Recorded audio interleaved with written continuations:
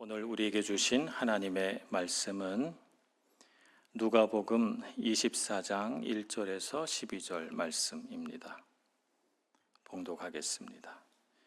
안식 후 첫날 새벽에 이 여자들이 그 준비한 향품을 가지고 무덤에 가서 돌이 무덤에서 굴려 옮겨진 것을 보고 들어가니 주 예수의 시체가 보이지 아니하더라. 이로 인하여 근심할 때에 문득 찬란한 옷을 입은 두 사람이 곁에 섰는지라. 여자들이 두려워 얼굴을 땅에 대니 두 사람이 이르되 어찌하여 살아있는 자를 죽은 자 가운데서 찾느냐. 여기 계시지 않고 살아나셨느니라. 갈릴리에 계실 때에 너에게 어떻게 말씀하셨는지를 기억하라. 이르시기를 인자가 죄인의 손에 넘겨져 십자가에 못 박히고 제3일에 다시 살아나야 하리라 하셨느니라 한데, 그들이 예수의 말씀을 기억하고 무덤에서 돌아가 이 모든 것을 11사도와 다른 모든 이에게 알리니, 이 여자들은 막달라 마리아와 요한나와 야고보의 모친 마리아라. 또 그들과 함께한 다른 여자들도 이것을 사도들에게 알리니라. 사도들은 그들의 말이 허탄한 듯이 들려 믿지 아니하나, 베드로는 일어나 무덤에 달려가서 구부려 들여다보니 세마포만 보이는지라. 그 된 일을 놀랍게 여기며 집으로 돌아가니라. 아멘. 안식일이 지난 첫날 예수님의 부활을 처음 알게 된 여인들의 이야기가 오늘 누가복음 24장 우리가 읽은 본문의 말씀입니다. 유대인의 안식일은 금요일 해질 때부터 시작이 됩니다. 보통 저녁 6시 정도부터 시작이 되는데요. 누가복음 23장 54절에 따르면 예수님께서 숨을 거두셨을 때 안식일이 거의 되었을 때다, 이렇게 기록해 놓고 있습니다. 해질 때가 된 것이죠. 해가 지면, 즉 안식일이 시작되면 모든 행동을 멈춰야 됩니다. 그러면 장례를 치를 수 없기 때문에 그들은 급하게 예수님의 장례를 치르느라 향품과 향유를 가지고 제대로 된 장례 의식을 치를 수가 없었습니다. 그래서 그들은 장례를 치르면서 이 여인들은 예수님의 묻힌 무덤을 확인하고 돌아갑니다. 그리고 주일을 지나며 향품과 향유를 준비하죠. 그러니까 그들이 안식 후 첫날 무덤으로 간 이유는 그것입니다. 금요일 저녁에 치르지 못한 장례 예식을 이제 안식 후 첫날 그들이 향품을 준비하고 가서 장례를 치르려고 했던 것이죠. 준비한 향품을 가지고 날이 새기만을 기다리다가 이른 새벽 무덤에 도착했습니다. 자, 이 여인들은 어떤 사람들이기에 이렇게 예수님의 죽음과 장례에 이르기까지, 예수님 죽으셨는데 이렇게 헌신을 다하는 것일까요? 누가복음 오늘 말씀에 보면 이 여인들은 막달라 마리아, 요한나, 그리고 야고보의 모친 마리아, 이렇게 언급하고 또 많은 여인들이 있었다고 되어 있습니다. 이 막달라 마리아와 요한나라고 하는 사람이 처음 등장하는 것은 누가복음 8장입니다. 8장 2절 3절에 보면 이렇게 되어 있습니다. 또한 악귀를 쫓아내심과 병고침을 받은 어떤 여자들, 곧 7 귀신이 나간 자 막달라인이라 하는 마리아와 헤롯의 청지기 구사의 아내 요한나와 수산나와 다른 여러 여자가 함께하여 자기들의 소유로 그들을 섬기더라고 되어 있습니다. 그들은 예수님과 제자들을 가리키는 것입니다. 이 여인들은 예수님의 공생의 기간 동안 예수님과 제자들을 뒤에서 마음을 다해서 또 자신들의 소유를 다 들여서 섬기던 사람들이었습니다.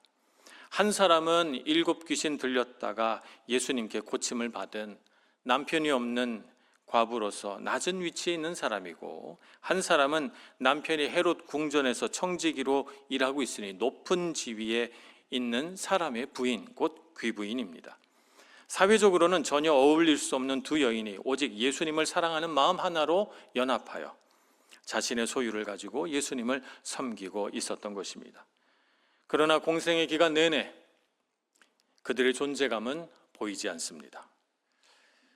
누가복음 8장 이후 어느 구절에도 이 여인들의 이름은 다시 등장하지 않기 때문입니다. 그림자처럼 보이지 않게 뒤에서 섬기던 이들은 예수님의 죽음 이후에도 끝까지 그 섬김을 멈추지 않습니다. 그러다가 예수님 죽으시는 마지막 그 십자가 길에 그들의 이름이 다시 나타나기 시작합니다. 모든 제자들이 두려움에 빠져서 예수님을 버리고 도망가 버린 그때 예수님 곁에서 끝까지 예수님을 바라보며 함께한 사람들이 바로 이 여인들이었던 것입니다. 우리는 이 여인들의 시선을 쫓아서 예수님이 고난받으시고 죽으시는 그 모든 아픈 과정에 참여하고 이 여인들의 발걸음을 따라가 예수님의 부활을 목격하게 됩니다. 이렇게 부활의 첫 증인이라는 특권은 마지막까지 예수님의 옆자리를 지킨 이 충성스러운 사람들에게 돌아갑니다. 사람의 눈에는 12 제자들이 주인공처럼 보였지만 하나님은 폭풍우가 몰아치는 것 같은 고난의 시간, 십자가와 무덤의 자리에서 누가 진짜 남은 자인지를 지켜보고 계셨습니다. 제자들은 예수님이 사람들에게 환호를 받을 때 누가 크냐며 더 높은 자리를 차지하겠다고 다투었지만 예수님께서 십자가에 달리실 때 요한을 제외한 모든 제자들은 예수님의 곁을 지키지 않았습니다. 이들은 주인공도 아닌 조연이었으며 사람들의 눈에 드러나지 않았고 인정받지도 못하였습니다. 그러나 예수님을 사랑하는 마음 하나만으로 십자가의 고통과 죽음의 비참함이 다 지나갈 때까지 그들은 예수님에게서 자신의 시선을 떼지 않았던 것입니다. 이렇게 마지막까지 예수님을 바라보고 예수님을 따라온 사람들에게 하나님은 예수님의 부활의 첫 증인이라는 영광을 허락해 주셨던 것입니다. 오늘 우리는 무엇을 보려고 교회로 왔습니까? 화려한 옷을 입은 사람들입니까? 우러러 볼만한 지위와 능력을 가진 사람들입니까? 이런 사람들을 보려면 교회가 아닌 세상으로 가야 할 것입니다. 우리는 예수님을 보고자 교회로 왔습니다. 그러니 우리의 시선은 예수님을 향해야 할 줄로 믿습니다. 이 여인들처럼 인정받지 못해도 사람들의 관심을 받지 못해도 예수님 곁을 끝까지 떠나지 않고 섬기는 신실한 그리스도인이 되기를 소망합니다. 그래서 고난과 역경의 자리를 다 지나갈 때까지 주님을 향한 사랑과 신실한 믿음으로 마지막까지 신앙을 지켜서 우리도 주님께서 마련해 주신 영광의 자리에 이르기를 간절히 소원합니다. 당시 유대 사회에서는 여성의 증언은 법적인 효력이 없었습니다. 유대인들이 사용하는 문헌인 미시나에 따르면 여인들의 증언은 이렇다고 합니다. 비둘기를 날려 도박하는 자의 증언만큼이나 가치 없는 증언이다, 이렇게 여겼다고 합니다.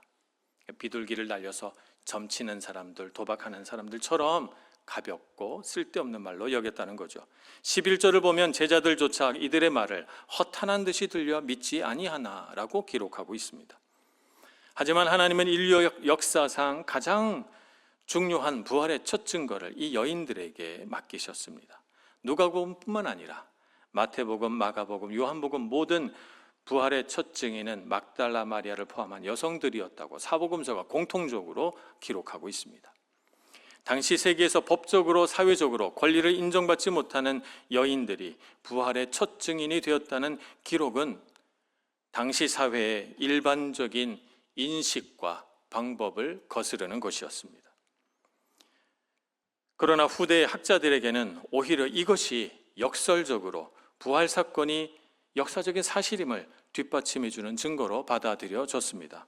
왜냐하면 만약 예수님의 부활이 제자들 중에 누군가가 거짓으로 꾸며낸 이야기라면 사람이 부활했다, 예수님이 부활했다고 하니 믿을 수 없는 초자연적인 현상에 조금이라도 신뢰감을 더하기 위하여 베드로나 요한 같은 남자 제자를 부활의 첫 증인으로 삼지 굳이 당시 세계에서 인정받지 못하는 여인을 부활의 첫 증인으로 세우지 않았을 것이기 때문입니다.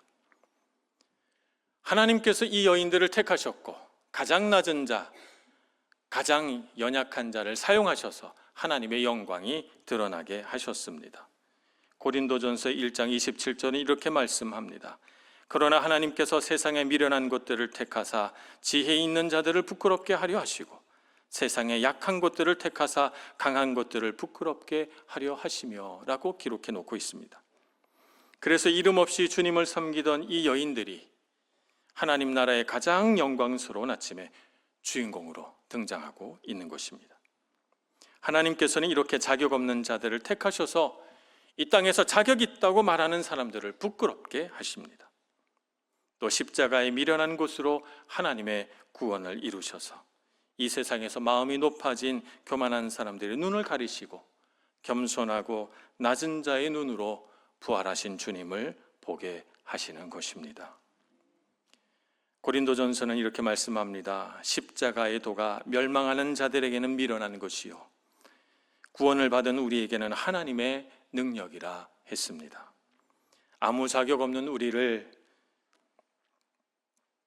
하나님께서 택하신 이유는 우리를 통해, 우리같이 낮은 자를 통해 하나님의 능력을 드러내기 위함이라 믿습니다. 이 여인들에게 나타난 천사들은 예수님의 부활을 전하며 예수님이 갈릴리에 계실 때 한 말씀을 기억하라 이렇게 명령하십니다. 예수님의 부활을 보여주는 가장 좋은 방법은 부활하신 예수님을 이 여인들 앞에 딱 모셔다 놓으면 됩니다. 그런데 예수님은 간데 없고 나타난 천사들은 예수님께서 갈릴리 호수에서 하셨던 말씀을 기억하느냐, 그 말씀을 기억하라고 하면서 그 말씀을 그대로 가르쳐 줍니다.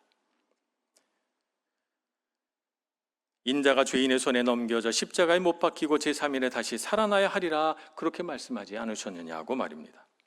예수님의 부활은 우연히 일어난 사건이 아니라 예수님께서 공생의 기간 내내 여러 차례에 걸쳐서 말씀하셨던 것처럼 하나님의 계획 안에서 일어난 일입니다. 사실 예수님께서 자신의 고난과 죽음을 미리 말씀하셨을 때 제자들이 듣기는 했습니다만 그것이 어떤 의미인지 잘 알지 못했고 또 설령 알았다 해도 그것을 받아들일 수가 없었습니다. 이제 이 여인들은 주님의 죽음과 무덤 앞에서 주님의 말씀을 기억하라는 명령을 받습니다. 무덤은 어떤 곳입니까? 모든 소망이 무너진 곳, 인간의 모든 방법과 생각이 무너진 곳입니다. 천사들은 예수님을 만나기 위하여 온 여인들에게 기억하라 라고 말씀을 전해주시면서 우리로 하여금 예수님의 말씀을 의지해서 부활을 경험하라고 말씀하고 있는 것입니다.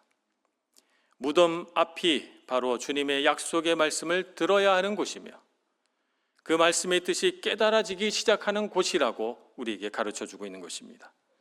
우리의 이성과 경험, 우리의 지식과 지혜가 막다른 곳에 다다랐을 때, 우리의 모든 힘이 다 쇠하여졌을 때 바로 예수님께서 우리에게 들려주셨던 말씀을 기억해내야 한다고 우리에게 지시하고 있는 것입니다. 주님의 말씀을 기억하라는 명령은 주님의 말씀 안에 있는 진실과 주님의 말씀 안에 있는 능력과 그분의 사랑을 보고 그 절망의 자리에서 그 무덤 앞에서 일어나라고 우리에게 말씀하고 있습니다. 갈릴리 호숫가에서 주님께서 내가 죽고 다시 살아나야 되리라 라고 말씀하실 때 제자들은 어떤 상황에 있었습니까? 부르심을 받았고 기적을 경험했고 그들은 놀라운 은혜를 경험하고 있던 때였습니다. 은혜 받을 때였습니다. 은혜 받을 때 들었던 말씀, 그 말씀은 고난 받을 때 쓰기 위하여 주신 생명의 말씀입니다. 평안할 때 말씀에 귀 기울이고 그 말씀을 가슴에 잘 새겨 기억하면 그 말씀이 우리 삶의 고난의 현장에서 생명이 되고 소망이 될 줄로 믿습니다. 아직 부활하신 예수님을 만나지 못했지만 이 여인들은 오늘 8절 말씀에서 이렇게 기록해 놓고 있습니다. 그들이 예수의 말씀을 기억하고 무덤에서 돌아가 더 이상 무덤에 연연하지 않고 예수님의 말씀을 기억하고 예수님을 보지 못했으나 예수님은 부활하셨구나 믿고 제자들에게 돌아가 전하기 시작합니다. 주님의 말씀을 신뢰하기로 선택한 것입니다. 주님을 아직 만나지 못했지만 주님의 말씀을 귀로 듣고 마음으로 깨닫고 그래, 주님은 부활하셨구나. 그들은 그 말씀을 신뢰하기로 선택했습니다. 이렇게 선택했을 때 그들의 마음속에 있었던 슬픔과 두려움은 기쁨이 되고 사명이 됩니다. 우리도 주님의 말씀을 마음에 새기고 신뢰하며 살아가기를 소망합니다. 때로는 말씀이 잘 이해되지 않을 때도 있고, 때로는 말씀이 너무 무거워 받아들이기 힘들 때도 있습니다만, 그러나 우리는 주님의 말씀을 신뢰하기로 결정합니다. 그의 말씀을 선택하고 그의 말씀을 우리 마음에 두고 그 말씀대로 살아가기를 결단합니다. 그 말씀이 바로 우리의 삶을 바꿀 생명의 말씀이기 때문입니다. 오늘 예수님의 부활을 경험한 우리 모두는 우리 삶 가운데 예수님의 부활 생명을 전하며 살아가는 부활의 증인, 이 여인들과 같이 낮은 곳에서 겸손하게 주님의 부활을 전하는 부활의 증인 되어야 될 줄로 믿습니다. 기도하겠습니다. 자비하신 하나님, 부활절 거룩한 예배 가운데 우리와 함께 해주시고 우리의 찬양에 함께 하시며 우리의 예배에 함께 해주시고 우리로 하여금 주님의 생명과 은혜, 주님의 능력과 승리를 누리게 해주시니 감사합니다. 주님께서 주신 그 모든 능력과 힘으로 이 세상의 모든 어둠을 물리치는 부활의 증인되어 우리와 함께 하시며 지금도 살아 역사하시는 예수 그리스도를 전하며 살게 해 주옵소서. 예수님의 이름으로 기도합니다. 아멘.